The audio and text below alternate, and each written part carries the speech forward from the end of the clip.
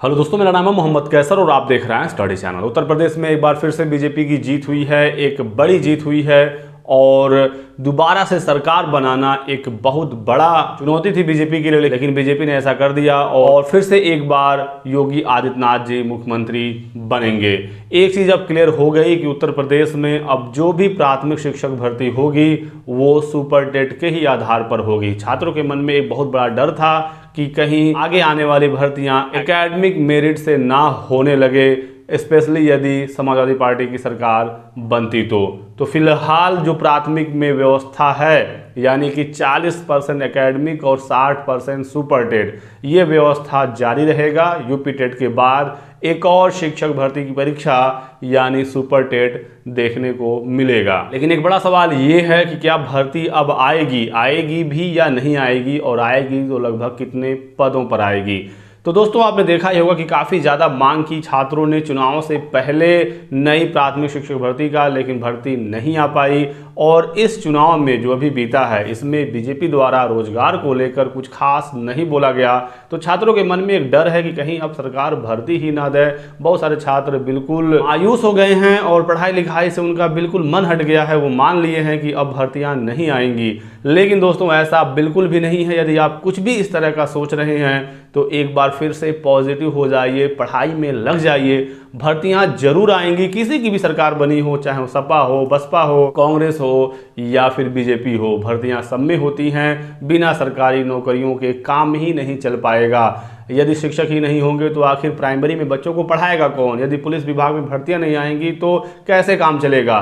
तो एसआई की भी एक लगभग 900 पदों पर भर्ती आएगी। जो नए पद हैं उस पर भर्ती होनी है। 26,000 के लगभग पदों पर कांस्टेबल की भर्ती होनी है। तो ये भर्तियां होनी ही होनी है। टीजीटी पीजीटी हो, एलटी ग्रेड हो, हर जगह भर्ती होगी। टीजीटी पीजीटी में सरकार ने 2 भर्तियां कराई, ये सच्चाई है, इसको आपको ध्यान रखना होगा। 2016 वाली भर्ती 20 में हुई, 21 में भर्ती आई, 21 में ही पूरी हो गई।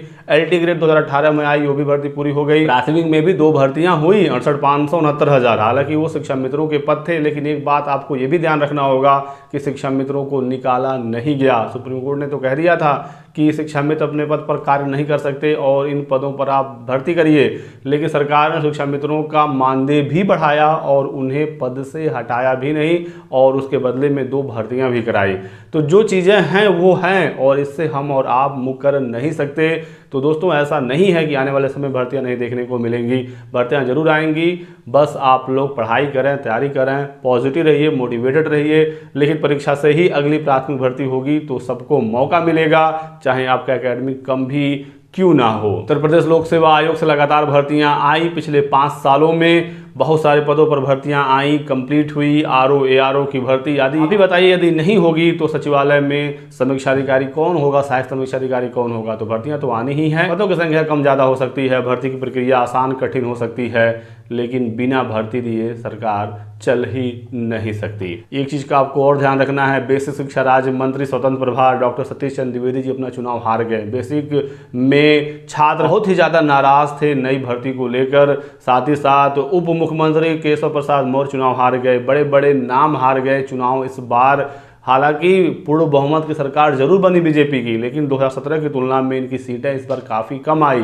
तो इस पर भी सरकार विचार विमर्श करेगी कि आखिर कहां पर क्या चीज़ें हुई कि हम इस बार कम सीट लेकर आए हैं। साथ ही साथ ये सवाल यदि आप पूछ रहे हैं कि सरकार ने क्यों रोजगार को लेकर इस चुनाव में ज़्यादा नहीं बोला, तो दोस्तों हर पार्टी का कुछ एजेंडा होता है, कुछ उनके मुद्दे होते हैं जिस पर वो चुनाव लड़ते हैं, जिस पर उन्हें लगता है कि हम चुनाव जीत सकते हैं।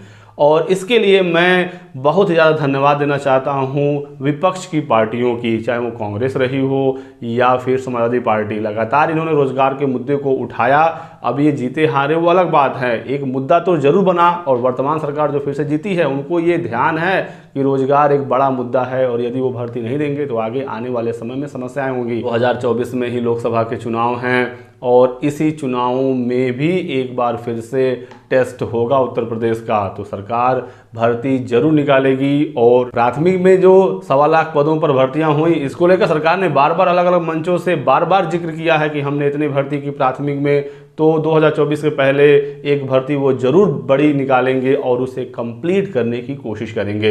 एक चीज़ आपने और देखा होगा, चुनावों में जब सीएम योगी आदित्यनाथ जी का एक इंटरव्यू हो रहा था और वहाँ पर पत्रकार ने पूछा कि नई भर्ती प्राथमिक में क्यों नहीं आपने दी, या फिर इस तरह का एक सवाल था जिसमें पूछा गया कि इको गार्डन में बहुत सारे छात्र प्रदर्शन कर रहे थे तो भर्ती क्यों नहीं आई। तो यहाँ पर साफ साफ योगी आदित्यनाथ जी ने कहा कि हम किसी के प्रेशर में भर्ती नहीं देंगे, जब ज़रूरत होगी, जब आवश्यकता होगी, जब हमें लगेगा तो भर्ती हम निकालेंगे। तो ये सरकार किसी के प्रेशर में नहीं आने वाली है। जब चुनाव के ऐन मौके पर जस्ट पहले इको गार्डन में इतने प्रदर्शन हुए, इतनी हू हल्ला मची, उसके बावजूद सरकार ने भर्ती नहीं दी, तो अब आप ये सोच रहे हैं कि सरकार को हम प्रेशर में लाकर भर्ती निकलवा लेंगे, तो ऐसा नहीं है। सरकार अपने हिसाब से ही भर्ती देगी और भर्ती देगी भी, ये भी कंफर्म है। जब समय आएगा, जब उनको लगेगा भर्तियां आएंगी 24 के पहले पहले, वो जरूर दिखाएंगे, इसके लिए भर्तियां वो देंगे।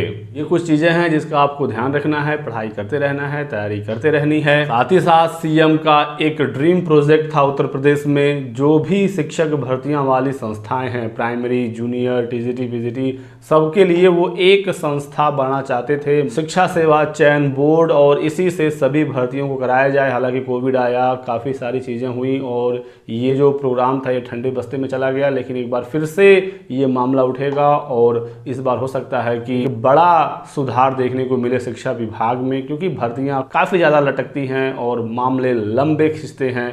तो जल्द से जल्द हो सकता है इन सब मामलों को भी निपटाया जाए और उसके बाद भर्ती देखने को मिले। कुछ लोग पूछ रहे हैं कि 17,000 भर्ती का क्या हुआ, तो 17,000 भर्ती का अब कोई भी अस्तित्व तो नहीं है, क्योंकि जो नोटिस, जो प्रेस विज्ञप्ति जारी की थी सतीश चंद्र द्विवेदी जी ने, उसमें यह था कि 1,37,000 में से जो बची हुई सीटें हैं उन 17,000 पदों पर भर्ती हम कराएंगे।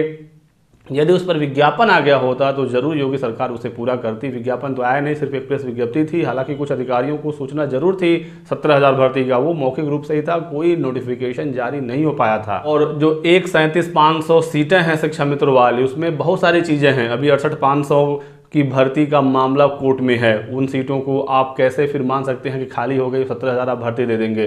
अभी हाल ही में एक ऑर्डर आया एनसीबीसी का, राष्ट्रीय पिछड़ा वर्ग आयोग का, वहां पर ओबीसी वाले अभ्यर्थियों को पासिंग नंबर में 5% की छूट दी गई है, तो उनको भी पास करने के लिए कहा गया है। जो 68,500 की भर्ती थी 40% और 45% पासिंग मार्क्स पर हुई थी, जिसमें ओबीसी को भी 45% और जनरल को 45% नंबर लाना था। हालांकि ओबीसी को हर जगह 5% की छूट मिलती है, 69,000 में मिला था, यूपीटेट में मिलता है, सीटेट में मिलता है, आईडेट जूनियर में मिलता है, लेकिन 68,500 में नहीं मिला था। तो वहाँ पर 5% की छूट देने की बात कही गई। इसमें बहुत सारे नए छात्र पास होंगे और फिर वो नौकरी भी पाएंगे। 69,000 में भी बहुत सारे मामले चल रहे हैं। 6800 की एक सूची भी जारी हुई है, आपको पता ही है। उस 17,000 का कुछ ज़्यादा मतलब नहीं बनेगा। शिक्षा मंत्री जी भी हार गए हैं चुनाव, अब कोई नए बेसिक शिक्षा मंत्री बनेंगे, वो अपने हिसाब से चीज़ों को करेंगे। तो इसमें अब थोड़ा सा डिले भी होगा, क्योंकि चीज़ें अब नए सिरे से शुरू होंगी। यदि धरने वगैरह भी होते हैं तो नए मंत्री बनेंगे, नए सिरे से चीज़ें शुरू होंगी। और ये जो चीज़ें हैं ये उच्च स्तर पर यानी मुख्यमंत्री लेवल पर हर चीज़ नहीं पहुंचती है। जो अलग अलग विभाग बने हैं उनको चीज़ों की जानकारी होती है,